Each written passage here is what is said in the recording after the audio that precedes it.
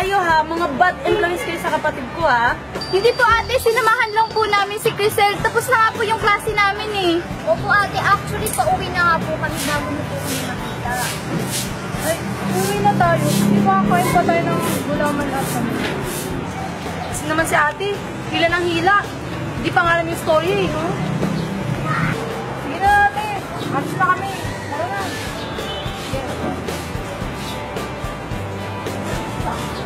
Naku, mga kabataan talaga ngayon. Puro palusot.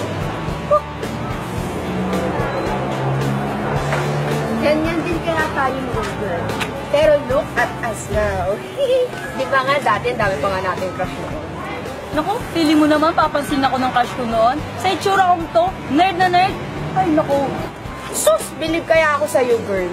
Naalala ko pa nga dati. Yung crush mo, lumilingon talaga sa'yo as in nakaganon siya. Weh, parang di naman eh.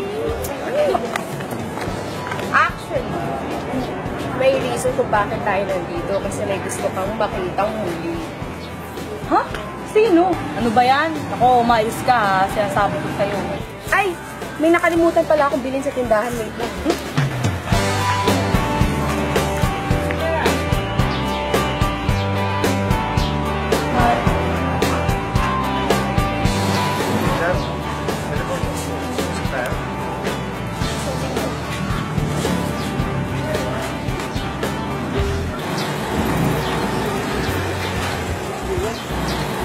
Cham, siguro nagugulat ka dahil ito ako.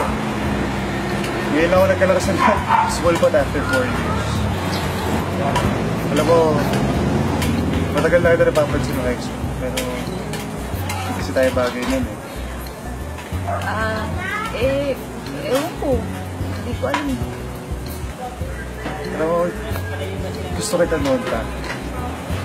Kaso, ayun, ang dami lumalapit na babae, pero alam mo naman, mga kaibigan ko rin mga yun. Yung iba dun, hindi ko pa kakaibigan. Ewan ko. Ganito na lang. Pwede ba maging close tayo? Pwede ba tayong simula ulit? Tara, pwede tayo mag-coffee man lang kumain? Okay. Tara, sabit-sabit.